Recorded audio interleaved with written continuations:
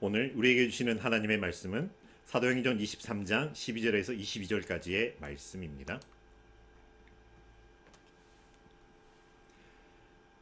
날이 새매 유대인들이 당을 지어 맹세하되 바울을 죽이기 전에는 먹지도 아니하고 마시지도 아니하겠다 하고 이같이 동맹한 자가 40여 명이더라.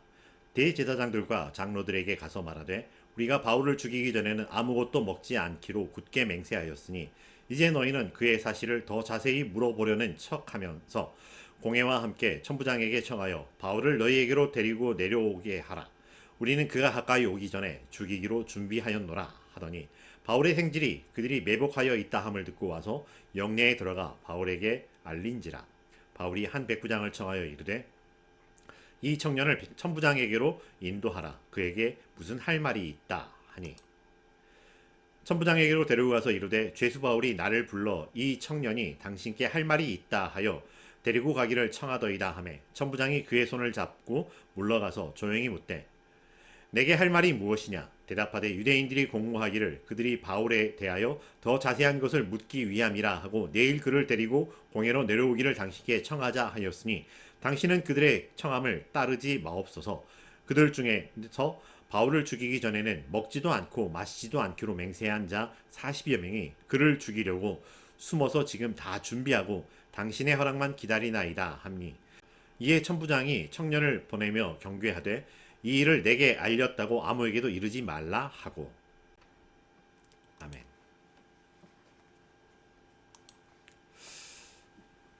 지금 시대는 이 교통이 많이 발달하고 좋아졌습니다. 물론 아직도 불편한 구간들도 있겠지만은 교통 상황이 발전하고 또 내비게이션이 참 좋아져서 모르는 길을 찾아갈 때에도 사람들에게 굳이 길을 물어보지 않아도 되는 시대를 살고 있습니다.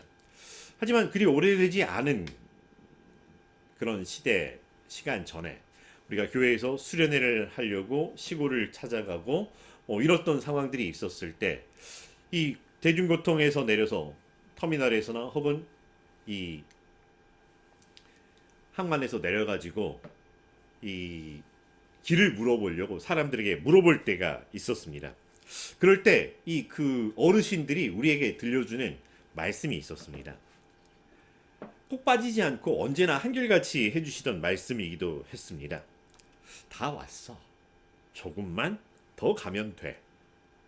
우리는 이 말을 참 철석같이 믿었습니다. 그래서 다 왔대, 다 왔대. 조금만 더 가면 돼. 힘을 내자라고 학생들을 격려하고 선생님들을 격려하고 짐을 들고 가던 그런 적이 있었습니다. 그런데 조금만 더라고 하는 이 단어가 철자는 같지만은 그러나 사용하는 의미가 전혀 달랐다라고 하는 것을 알기까지 오랜 시간이 걸리지 않았습니다. 조금만 더, 조금만 더. 요즘 대한민국에 많이 사용하는 단어 중에 하나가 이 조금만 더인 것 같습니다. 조금만 더 기다려 보자. 조금만 더 기다려 보자. 이번 주에는, 다음 주에는 그런 이야기들이 많이 흘러나오고 있습니다. 하나님의 나라도 이와 같지 않았나 싶습니다. 하나님의 나라가 이제 곧 속히 오리라 라고 말씀하여 주셨지만 이제 곧 속히라고 하는 그 단어에 담겨있는 의미가 실제가 2000년이 넘었다라고 하는 것입니다. 이제 곧이라고 하는 이 단어 어떤가요?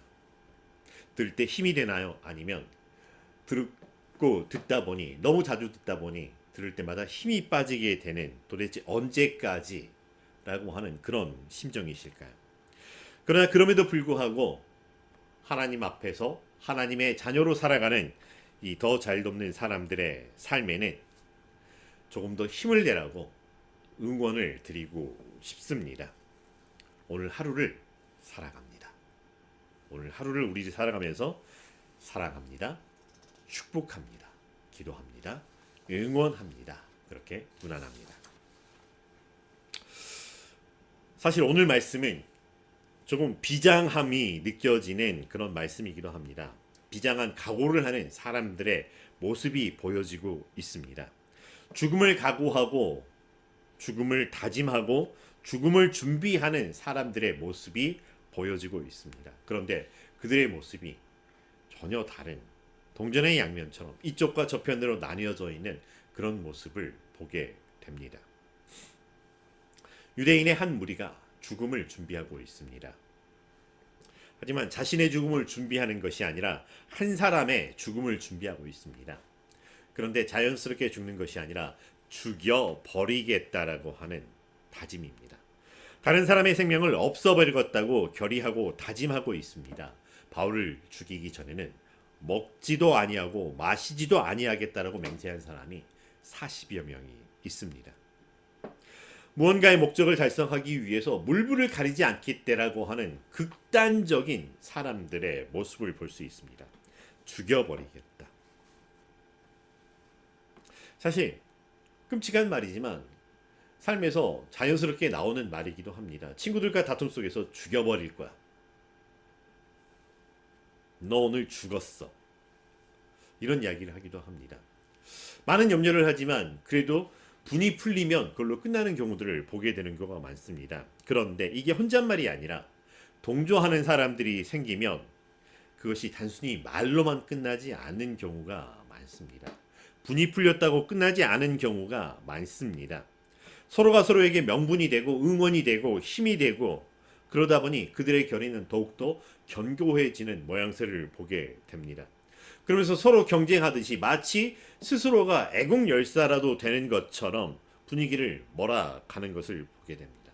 그런데 거기에 권력의 힘이라도 조금 더 보태지게 된다라고 하면 이거는 어떻게 더 이상 물을 수가 없는 형편의 너무나 위험한 상황에 이르게 되기도 합니다.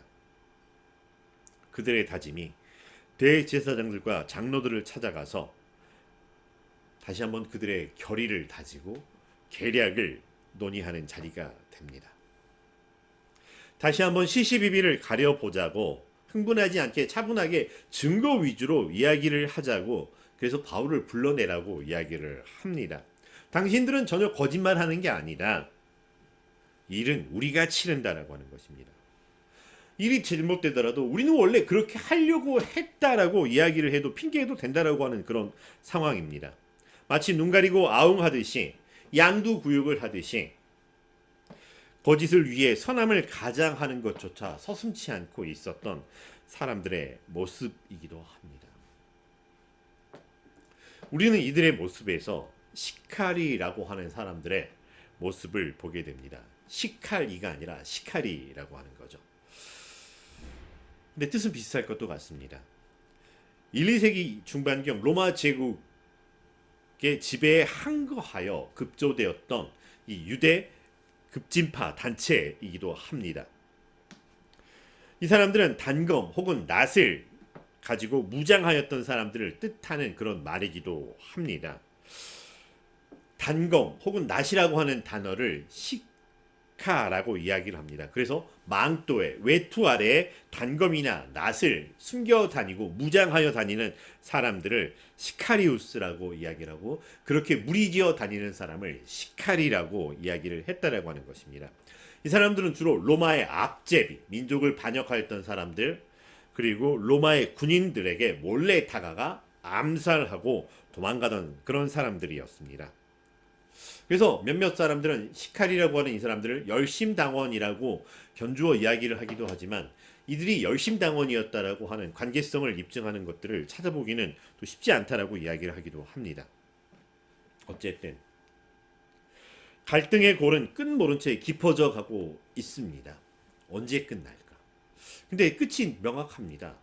이쪽에서는 바울이 죽어야 끝이 난다라고 하는 것입니다. 진실이나 진리가 드러나는 것과 상관없이 바울이 죽어야 끝이 난다라고 이야기를 하고 있습니다. 화해를 하거나 이해할 수 있는 상황은 이미 진즉에 무너져 버렸던 상황입니다. 죽여버리겠다. 바울을 죽이는 것만이 대의이고 그들의 신앙 고백이라고 떠들어대는 사람들입니다. 하지만 오늘 이 말씀을 묵상하는 우리는 이것이 얼마나 잘못되었는지 이것이 아니라고 하는 것을 알고 있습니다. 물론 이 사람들도 시간이 지나가고 나서 진리와 진실이 드러나게 되면 그랬구나라고 하는 반응을 보일 수도 있겠지만 그러나 그때 그 당시 그들에게는 도무지 알 수가 없었던 상황이었습니다. 오히려 수십, 수백, 수천의 무리대 한 사람과의 싸움인 것처럼, 그러니 다수가 옳다라고 이야기를 몰아갈 수 있는 상황이기도 했습니다. 너무나 무기력하고 뭐가 진실인지, 도대체 어떻게 돌아가는 상황인지 알 수 없는 상황의 이야기들이기도 합니다. 그러다 보니 오히려 많은 사람들이 부하내동하여 휩쓸리는 모양새를 보기도 합니다. 하지만 감사하게도 거기 한 사람이 있었습니다. 바울의 생집, 성경의 다른 곳은 바울의 누이 동생이라고 기록된 한 사람이 있었습니다. 바울의 조카는 이 음모를 알게 되었고 그것을 바울에게 알려주었습니다. 어떻게 해서 이것을 알게 되었는지, 또 어떻게 해서 병영에 들어가서 바울에게 전달했는지는 나오지 않지만, 바울이 죽지 않기를 바라서, 그래서 바울을 위해서 백방으로 노력하는 사람들이 있었다라고 하는 것을 우리는 살펴볼 수 있었습니다. 그러다가 어떻게 이 바울을 죽이려고 하는 더러운 음모를 알게 되고 마음이 급해져서 뭐라든 해보려고 했었기에 바울에게 이 소식을 알릴 수 있게 되었습니다. 그리고 바울은 이것을 자연스럽게 천부장에게 알릴 수 있게 하여서 대비할 수 있도록 했다라고 하는 것이죠. 마치 이 상황이 엘리야가 나만 홀로 남았습니다 라고 했었을 때 하나님께서 바울에게 무릎 꿇지 않는 사람 7,000명이 있다라고 하셨던 것 같은 그런 상황의 모습을 보여주시는 듯 하기도 합니다. 하지만 죽음의 위협 앞에 있었던 바울은 지금 어떤 심정일까요? 바울은 예루살렘 여정이 순탄할 것이라고 하는 기대는 사실 1도 없었습니다. 알고 왔던 일이었고요. 환난을 당하고 묶임을 당할 거다라고 하는, 하지만 이렇게까지 해야 되나 싶을 만큼 죽음의 위협을 느끼고 있었습니다. 단순히 위협하는 상황이 아니라 정말로 내 눈앞에 나를 사냥하려고 호랑이 한 마리가 내 주변을 어슬렁거리는 것을 내 눈으로, 멀리 떨어진 것이 아니라 바로 내 앞에서 어슬렁거리는 걸 보고 있는 것과 같은 그런 심정이었을 것 같습니다. 죽으면 죽으리라라고 하는 마음이었을까요? 아니면 차라리 어서 빨리 그냥 이게 끝나버렸으면 하는 그런 마음이었을까요? 누군가는 이런 이야기를 하기도 했습니다. 이번 생은 망한 것 같다. 참 열심히 살고 있었고 선한 영향력을 주었던 분의 이야기였습니다. 근데 너무나 아파서 내뱉는 그런 이야기. 부름받아 나서니 뭐 어디든지 가오리다. 찬송일 때는 좋지만 현실일 때는 어떤가요? 그런데 이 끝이 예루살렘이 아니었습니다. 그냥 예루살렘은 시작이었을 뿐입니다. 예루살렘과 온 유다와 사마리아와 땅끝까지 이르러라고 하는, 그래서 로마에서도 증인이 되어야 한다라고 하는 말씀을 받았습니다. 어쩌라고요?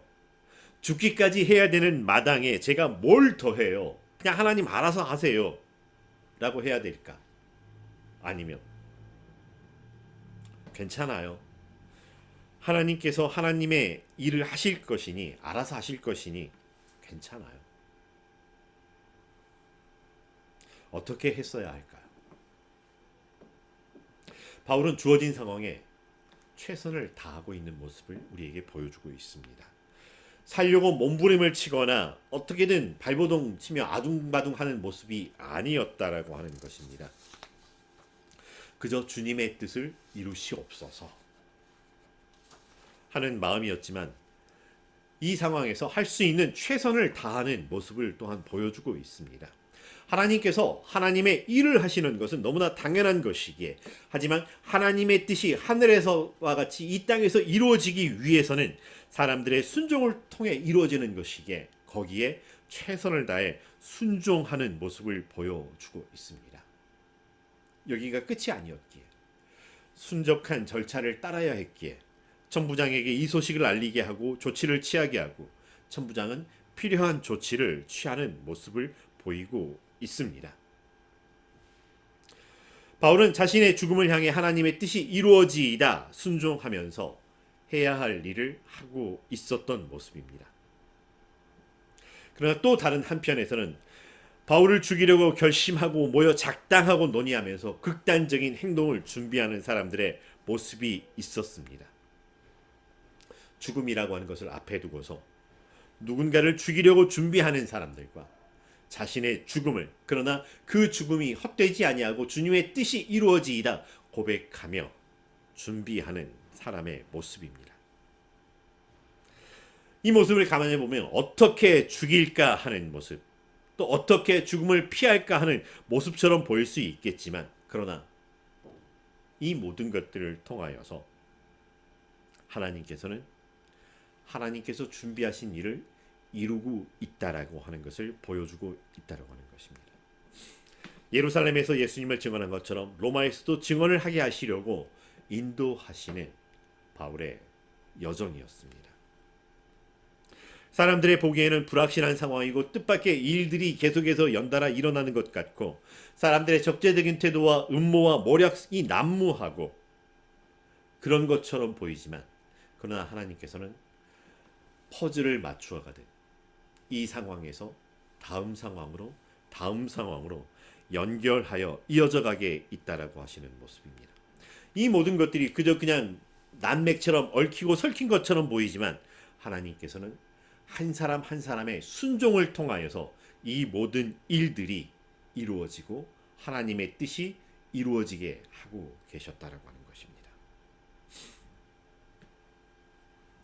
살면서 우리는 수많은 난관들을 경험하게 됩니다. 또 어떤 것들은 우리의 숨을 턱 막히게 하고, 어떤 것들은 죽음밖에는 피할 길이 없는 것 같은 일들을 만나기도 합니다. 자신의 실수나 잘못으로 일어난 일이라고 한다라고 하면 그 일에 책임을 지는 것 어쩌면 당연한 것입니다. 하지만 하나님께서 하라고 하셔놓고 하려고 하는데 그 일마저 꼬아서 어렵게 하고 거기에 더하여 죽을 것 같은 고통까지 경험하게 한다라고 하면, 어쩌면 사람들은 누구라도 요나처럼 도망가고 싶은 마음일 것 같습니다. 아골골짝 빈들에도 복음 들고 가겠습니다라고 헌신하고 결단을 합니다. 그러나 이 모든 것들이 험난한 일들이 기다리려고 하는 것이 아니라 주께서 형통하게 하여 주시옵소서 기도하며 나아가고 있는 우리의 모습이기도 합니다. 범사에 잘되고 좋은 일이 있을 거라고 기대하고 있는 우리의 바람입니다. 그렇지만 현실은 우리의 기대와 바람과 전혀 다르게 엉뚱하게 이루어져 가는 것들을 볼 때가 있습니다. 왜 하나님을 일을 하는데, 왜 하나님께서 부르셔서 하게 하신 일을 하고 있는데 왜 이렇게 꼬인 실타래처럼 엉망진창이 되어지는가? 왜 사람들이 나를 적대하는가? 사람들이 나를 불쌍히 여겨줘도 되는데 왜 나는 이렇게? 그저 나는 해야 할 일을 했고 상식에 따라서 일을 했을 뿐인데라고 부딪히는 일을 만나기도 합니다. 사람들 속에서 사람들과 함께 살면서 죽을 것 같은 일을 만난다면 어떻게 해야 될까? 일이 어렵고 힘든 것도 모자라 함께하는 사람들이 나를 힘들고 어렵게 한다라고 하면 어떻게 해야 할까요? 사람들의 모함 때문에 억울해 죽겠다라고 하는 때를 만나기도 합니다. 말씀으로 위로를 받으면서 70번씩 7번이라도 용서하겠다라고 이야기를 할 때가 있습니다. 그런데 또 어느 때는 너무나도 억울해서 도저히 잠을 들 수가 없을 만큼 분노에 휩싸이기도 하는 우리의 모습을 보게 됩니다.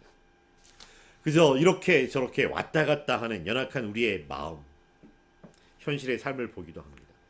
어떻게 해야 될까? 아프다고, 힘들다고 해야 될까요? 아니면 안 아픈 척, 다 용서한 척, 이 또한 지나가리라 심호흡을 하면서 여유롭게 보내야 하는 그런 때일까요?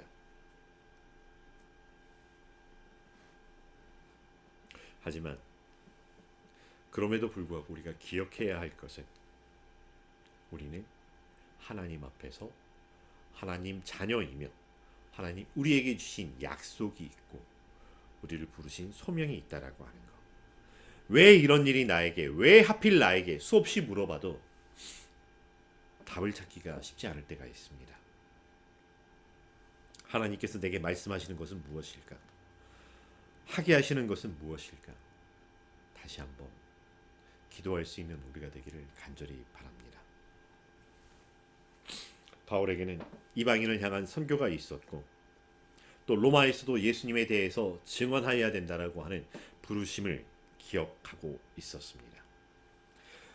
우리는 오늘 무엇을 위해 지금 여기에 혹은 그때 거기에 서게 하시는 걸까? 뚜렷하게 대답을 찾지 못하겠다면 보편적인 답에 우리의 삶을 한번 적용해 보면 어떨까 싶습니다. 하나님 사랑, 이웃 사랑이라고 하는 것. 여기에서 나를 사랑하신 하나님을 위해 내가 고백하고 순종해야 할 나의 사랑은 무엇인가?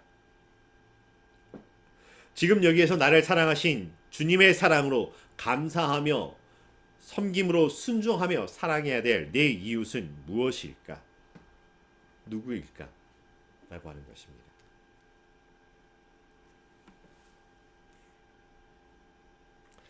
더 잘 돕는 사람들의 교회에는 백천만이라고 하는 소망이 있습니다. 더 잘 돕는 사람들이라고 하는 것이 계속해서 말씀드려왔지만 어제의 나보다 오늘 내가 더 잘 돕는 사람들이 되기 위해서 성령님과 함께 오늘을 사는 사람들의 이야기라고 하는 것입니다. 그렇게 더 잘 돕는 사람들에게 백천만은 이 땅의 하나님의 나라, 하나님 나라의 주인공들을 위하여 100가지 코칭 사역 프로그램을 만들어서 보급하겠습니다. 1000개의 크리스찬 코칭 사역센터가 세워지도록 협력하겠습니다. 하나님 나라의 주인공을 섬기기 위하여 10만의 크리스찬 코치를 예비하고 준비하는 것에 열심을 내겠습니다. 라고 하는 소망입니다. 이것이 더 잘 돕는 사람들의 꿈이며 소망이며 소명이라고 생각하고 그래서 오늘 이 일을 하기 위해 한 걸음 한 걸음 나아가고 있습니다. 그렇다고 해서 이 일을 하기 위해서 세상을 무시하고 살아가는 것이 아니라고 하는 것. 그리고 거기에 더하여 지금 여기에서 하나님 앞에서 하나님의 자녀로 살아가야 되기에 우리의 이웃들 앞에 빛과 소금으로 살아가는 삶이라고 하는 것이 주어져 있다라고 하는 것입니다. 지금 이 시대의 이야기가 어떻게 흘러가게 될지 알 수 없습니다. 당연한 게 당연한 것이라고 이야기를 하지만 너무나도 우리는 당연한 것이 당연하지 않았던 것들을 보아왔던 삶이기도 합니다. 하지만 그럼에도 불구하고 세상의 일이야, 이건 하나님의 일이 아니라고 하지 않기를 바랍니다. 왜냐하면 하나님께서 우리를 이 땅에 보내셨기 때문에 그렇습니다.